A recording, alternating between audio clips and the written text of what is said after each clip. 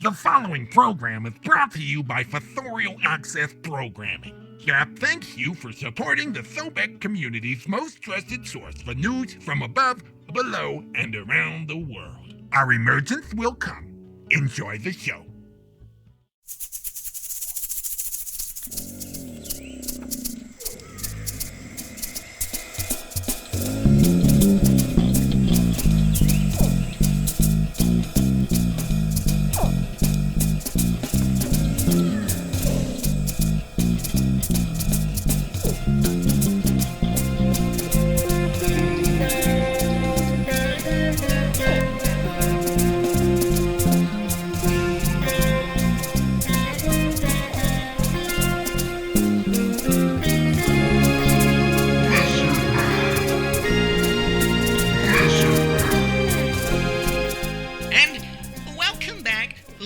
Listeners to This Lizard Life, the show where we take the news from the surface and bring it down to scale.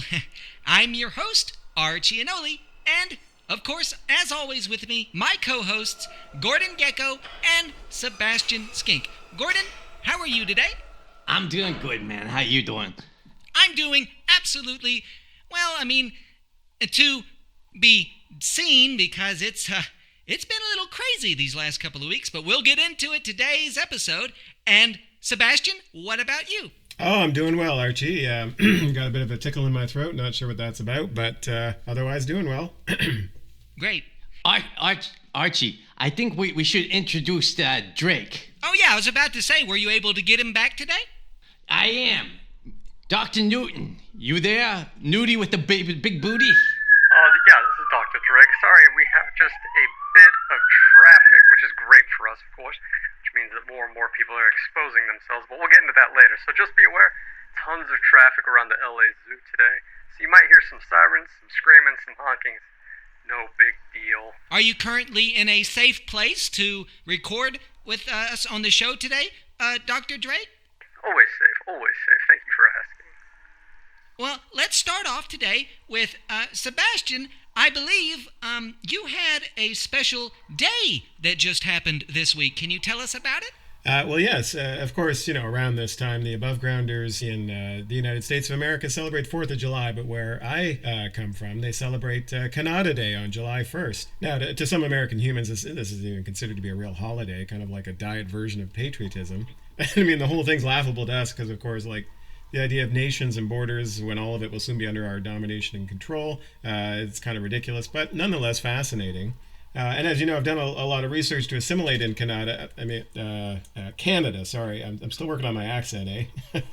In fact, I've been watching old episodes of SCTV and Leonard Kennedy as my primary sources. So, pitter patter, let's get at it. And, It's getting crazy in Canada Day. It's very busy, very busy. Sorry about that. It just won't stop, but hey, at least nobody's wearing their mask, it looks like. There are a few wearing masks as I look out of the hidden exhibit, and unfortunately, it just seems like there's a lot of ruckus going on today. Sounds like there's a bit of a Donnybrook over there, Drake. Another one bites the dust. Well, anyway, make sure you put on that there sunscreen, because it's a great day to make hay, and I'm pert near Canadian. If you don't like it, you best get your tarps off and prepare for a Donnybrook or take off, you hoser. How's that? I've been working on it. I bought it, but I buy usually anything that comes from a convenience store, and especially maybe a Tim Hortons or Jim Hortons. I forgot. What's the place? It's called Tim Hortons, but it's affectionately known as Timmy Hose. Is that a NASCAR driver? No, he was a hockey player. They play this sport called hockey. It's very similar to some of our blood sports. And there was a player that played for the Maple Leafs called Tim Horton. I see. And he started this business. So Timmy Hose is how it's affectionately known. I do not know if they have prostitutes or not. Sounds like it. How do the Canadians, celebrate this Canadian Day? Oh, well, it's very similar to America. They send off fireworks, they wave flags, have picnics and barbecues. There are no human sacrifices that I'm aware of, but those may be happening behind the scenes. I haven't had enough time to research that. But what I did have time to research is just to make our lizard listeners aware, some fun historical facts about Canada that have some connection to our lizard world. Now, as many of you know, one of our highly touted successes is the infiltration of the American White House with our favorite lizard in an orange skin suit. But did you know that long before his election, we ran a test case in municipal politics in the small town of Toronto? We wanted to try and see if we could put the worst example of human behavior running on a populist platform to see if human civilization was ripe for collapse and takeover. Sure enough, our candidate, Rob Ford, rode to victory as mayor of Toronto on a promise to stop the gravy train of self-serving politicians while having the most gravy dribbling down his chin. Now, we were pleasantly surprised that despite smoking crack and by way of his morbid obesity having his gluttony on clear display, the humans just ate up this hefty meal. And some of them, if not onto our ruse, were nonetheless critical, but that only helped stir up enough controversy and distraction that we were able to pull off quite a lot of achievements behind the scenes.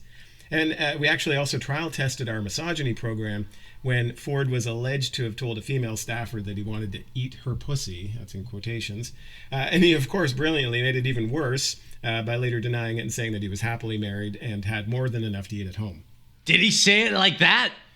He said it in a stronger Canadian accent than I have available to me at the moment.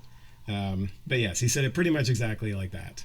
Wow, that is brilliant. Now, fun fact, that very skin suit that our Toronto lizard wore was saved when he died from too much exposure to KFC's Double Down chicken sandwich. And all it needed was just a fresh coat of orange spray paint to be passed on to the current American leaders. So you see, without the successful trial run in Canada, we might never be experiencing the current chaos above ground that we enjoy today. While you were telling that story, I couldn't help but notice that, man, that did sound familiar, and of course, it makes a lot of sense now. Yeah, well, I thought I would draw the... You may have been hearing some of that news when it was happening at the time. I think we managed to get him, this Rob Ford lizard, onto Jimmy Kimmel at one point, the American program, so it was furthering our test case scenario, and it was quite successful. But yeah, I hope that draws some connections for our lizard listeners. And just one other historical tidbit that I can share has to do with the Underground Railroad. Now, this is not the metaphorical railroad in which African Americans were moved through a series of safe houses to freedom in Canada during times of slavery. This is our actual underground tunnel network that runs beneath the parallel transnational Canadian National Railway. As some of you know, much of the above-ground railroad was built by the hard and underpaid labor of Chinese Canadians, many of whom died under the abuse of harsh working conditions. Like they currently do in China. Yes, exactly. Some things never change. But what some people don't know is that we actually use the same workers by paying them higher wages to also excavate our tunnels at the same time, often working well into the night after their day shift above ground. Now, little did they know what they were building, but they were so happy to earn extra money to pay off their exorbitant head tax that they had to pay to immigrate to Canada. They were just simply happy for the extra money. Of course, we paid them in Canadian dollars, so we benefited from the exchange rate. Now, these underground tunnels, of course, they're still in use today, and the next time you travel by them, if you look closely enough, you may just still see the relics of old chopsticks these valiant workers used to carve out our network. Now, some of you might suspect that the Canadian leader who was responsible for starting this railway project, a fine alcoholic named Sir John A. Macdonald, was one of our lizard people in assimilation mode, but it was actually his wife, Lady Agnes, who wore the skin suit for our cause. And if you read the accounts of the inaugural voyage of the first train on the CN Railway in 1885, and this is just shortly after the birth of Canada, Lady Agnes insisted on riding outside the steam engine, being strapped to a wooden candle box that was itself fastened to the cow catcher at the front of the train. Now, they didn't hit any cows while hurtling through the Rockies, but they did catch a plump boar, which on impact flew up and ruffled the skirt of our dear Lady Agnes, an experience she described as exhilarating. Smart lizards will observe that only a lizard could survive such a journey, though humans simply marveled at her pluck. So there you have it. There's a few fun facts about Canada in honor of the country where I've been assimilating. Tons of fun. Wonderful reporting, Sebastian. Also, I think this would be a great time for you to let our Canadian SOBAC community members know how they could send maybe a couple of pictures or some first-hand experiences of how they're celebrating Canada Day to us. Yes, of course. Our Instagram handle, as always, is This Lizard Life. And likewise, an email on our website, thislizardlife.com. I'm checking those all the time and happy to share some of those accounts and pictures. So please keep them coming.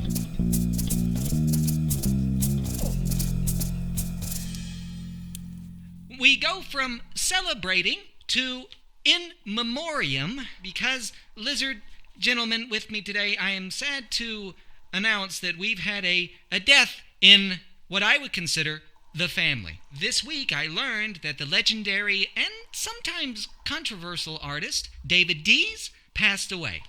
His works, such as Michael Cera holding aloft the Master Sword to defend himself from the multi-headed Hydra that is fake news, or his other piece, President Barack Obama exhuming Karl Marx's remains, then trying to revive him with a defibrillator, and even one of my personal favorites, giant mechanized Chinese development bank attacks, massive oil-sucking ticks covering most of Western Europe. These are just lovely pieces, and most of them were on a showcase recently at the Reptoid community through our very popular counterculture cultural exhibit at the Museum of Sapien Satire. That's MOSS for short. It's not too far of a walk from the studios under the Red Line in downtown Los Angeles. Now, a little bit of history on Mr. Dees. He learned his craft by working as an illustrator for a small but very notable publication called Sesame Street Magazine. Now, you may be familiar with the show, and the magazine was just an offshoot of that, and it used these colorful felt sock puppets to teach human children how to read and develop mathematical intuition and become functional members of the social class that was chosen for them. A task that was once relegated to the parentals units, but until it caused too many free radical independent thinkers instead of tacit drones. Now, after Mr. Dees left the magazine, his true original style would be molded when he was introduced to disruptive discourse. Yes, the official term for what we reptilian medias interject into the media upstairs, or pseudosciences for short. And of course, inserting speculative journalism, colloquially named as conspiracies. Once Dees was high on truther diet of chemtrails and flat earth society, he began to put his genius and Photoshop software to good use. His most famous works were celebrated in the Sheeple magazine covers. There were 63 examples of these covers, and they exist with mostly political mosaics of Republican bigwigs defending the masses from left-wing socialist agendas. Also, crafted vistas, so elegant yet blunt. One would think the artist was in on the Sobek community's jokes to the surface world. And that's where I just really love the work that Mr. Dees was able to share with us and communities around the globe. So I would like to see if any of you had a famous piece or a favorite piece from some of his works, and if anybody wanted to say a few kind words to the passing of this legendary artist. Gordo, would you like to say anything? Well, I gotta tell you, that defibrillator piece, a masterpiece, am I right? Truly is. A masterpiece. It's beautiful, breathtaking. And just getting the message out there, putting the disruption in there for us to take over, he is a key piece. We are really gonna miss him. Absolutely miss him. Were you able to go to the MOSS exhibit when it was here in town, Mr. Gordo? I was not. Were you? Oh, yes, I went several times, but of course I'm a paying member of the MOSS, so I can get to go anytime I please. They have permanent exhibits, such as Jesus in a Jar of Urine. We were able to get that piece, and I love being able to go and examine that. It makes me remember what it means to be a lizard in the most intimate way. Sebastian, were you able to go and view any of his pieces?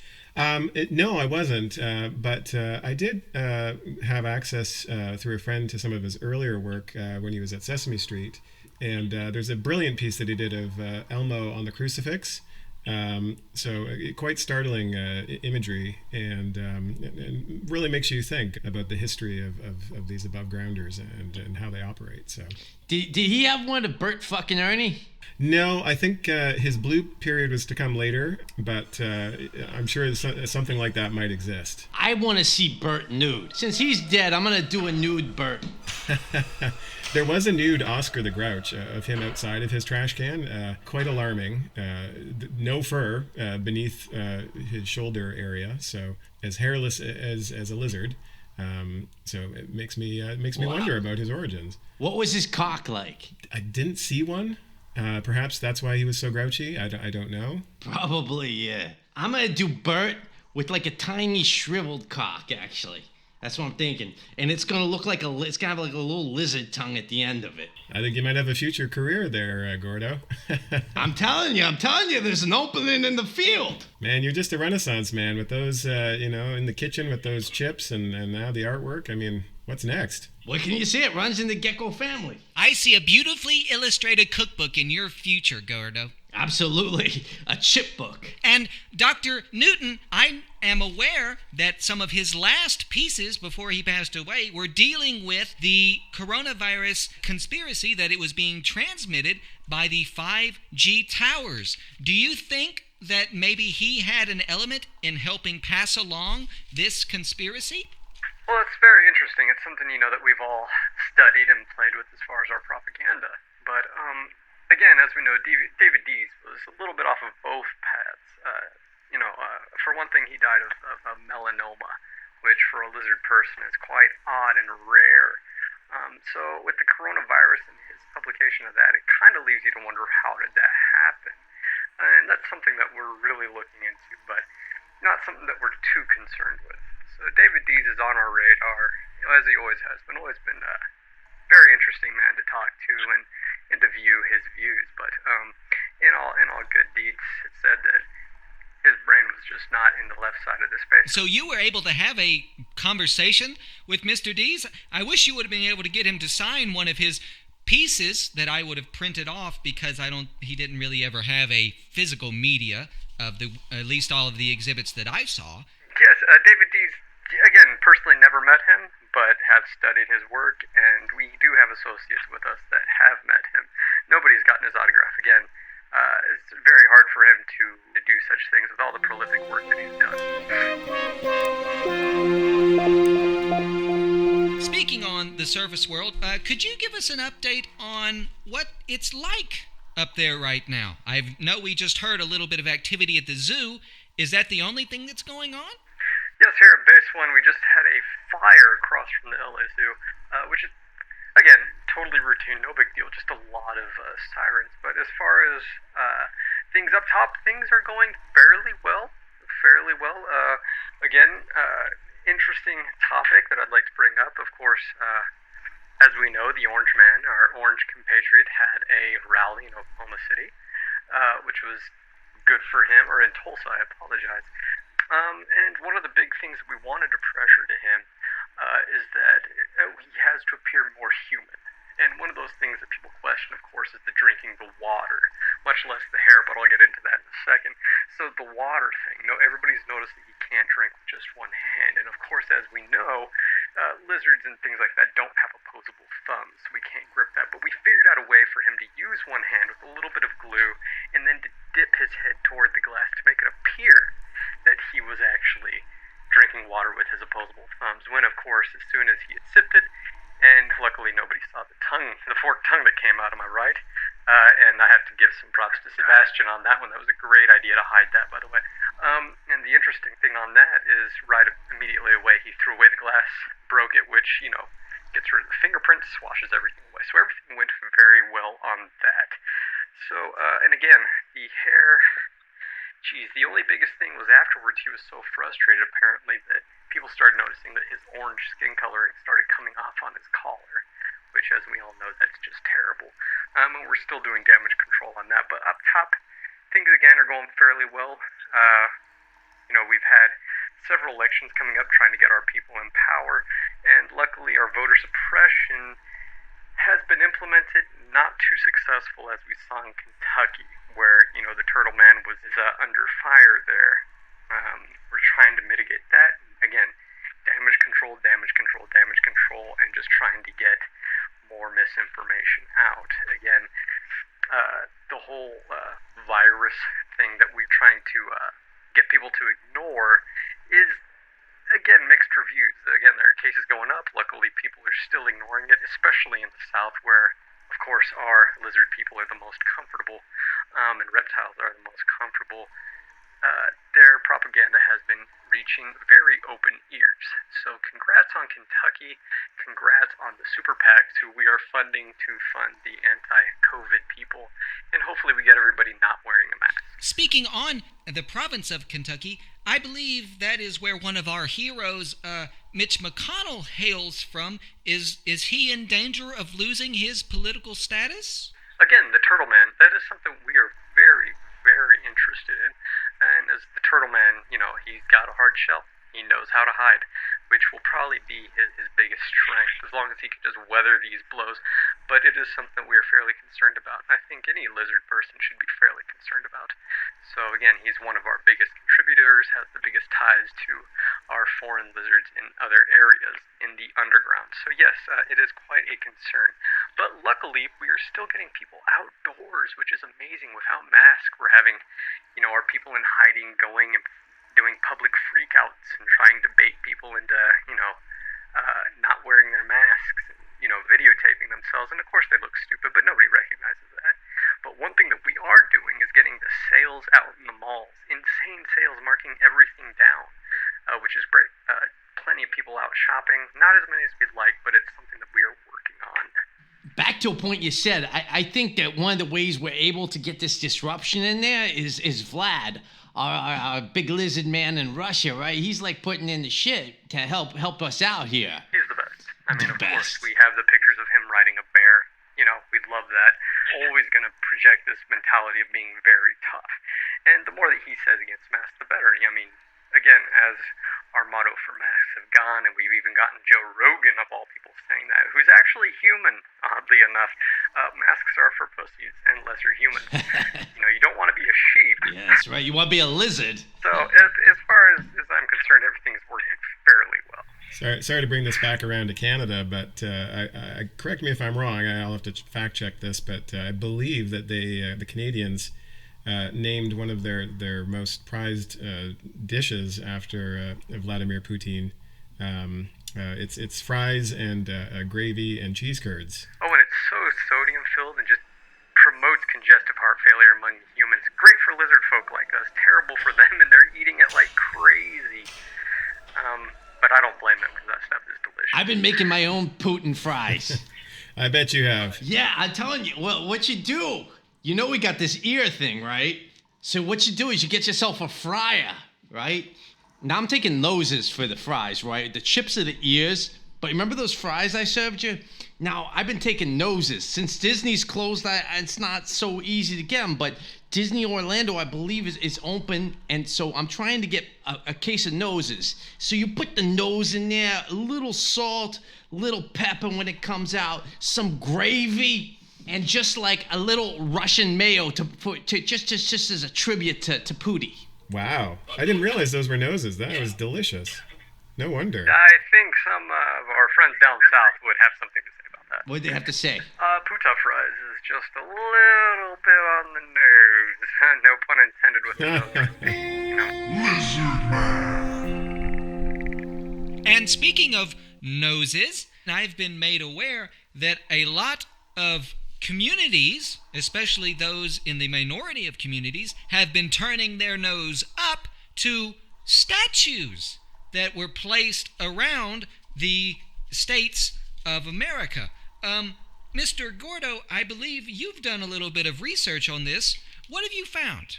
I have. Now, let me tell you, this is just the beginning, right? So we're taking down this stuff is obviously offensive to some people and things like that. But this is just the start. So we're going to, put up lizard heroes. All those statues are going to be replaced with lizards, each type. And we're going to convince Donnie to do that, right? Right now he's playing coy like he's against it, right? But he's actually gonna go with us. And then we're gonna remove We're going to remove every statue of a human in the United States, and we're going to put up lizards. We're going to put up lizards in churches. We're going to put up lizards in D.C. I tell you, by the time we're done with this, the Washington Monument is going to be a big lizard cock. It ain't going to be the Washington Monument anymore. I think it should be yours, Gordo. That's why I sent on you. I said I took a little snap. I said, hey, this is what should be the national monument, the Gecko Monument. That was quite a picture, I have to admit. So that I nominate Gordo's cock. And short and fat. That's why it's called Gordo. I dream of the day where maybe the four of us could replace the four presidents on Mount Rushmore. It's coming soon, I'm telling you. As long as they only do it from my left side. Your wife does it from your left side, right? Oh, well, I'm not quite as free with the personal details as you are, Gordo, but I was just thinking back, one thing that stuck with me about what Drake was sharing with us, the issue with the opposable thumbs. Now, I recall, wasn't there a similar issue with Bob Dole when he was running? Bob Dylan? Well, with his, he had some issues with his lack of opposable thumbs. We tried to glue a pen in there or something. I believe it was a cover-up for a war injury that we had propagated. Not too successful. More people were more focused on the injured part bit. But yes, again, that is a great example. And again, he was only half. And it was on that side, unfortunately. And who knows what his parents were thinking. But, it's something that we were really interested in for a while. It became a really big deal, and then once we realized that we could put a pen in there, nobody cared. Oh, so you're saying that Bob Dole was half lizard? That's the theory that has gone around, something that I fairly believe. But yes, he was about half lizard. We don't know how that happened. And not that we're against that. It was just very interesting to see him get so far and up in the so-called political ladder with what some people would consider a handicap and we would consider an advantage. Indeed. Like DeSantis. DeSantis, I think, is like half. That dude from Florida? Yes. He's half lizard. At least half, right? And I think I'm distantly related to Spiro Agnew. Is that right? Yes, I think it is on our family root system. I'll have to check it for next episode. Interesting. He was the one that never talked, right? Correct. And I didn't get that gene from him. I get it now. Well, gentlemen, we are about coming up on time. Thank you for joining me. Any closing remarks from you, Dr. Newton? No, actually. Just remember not to wear the mask, and wherever you see a mask, just kind of make fun of the person for it. Thank you, and please stay safe with all of your situation over there. Keep us informed. Any closing remarks from you, Mr. Sebastian? Only that, once again, I'm open to your emails and your pictures on our Instagram account, This Lizard Life, or likewise our website, from which you can email us. And I believe we have a report from a good friend of ours who's been in New Zealand, which I can share with you perhaps the next time we get together. That sounds great. And Gordo, as always, lovely talking to you. Thanks for being on the show. You're welcome. And I just want to invite you guys over this week for some La Puta fries. And I got like a big picture of that cock monument I'm planning to replace the national monument with in D.C. So you guys got to come check that out. What materials would you use, Gordo, for your sculpture? It's going to be hydrated skin. Nice. Wow. It's going to go up and down, actually, too. You have to be careful. Some people might consider it to be an edible sculpture. Yeah. It's a penetratable sculpture. It's going to penetrate people. It's also got a fountain at the top.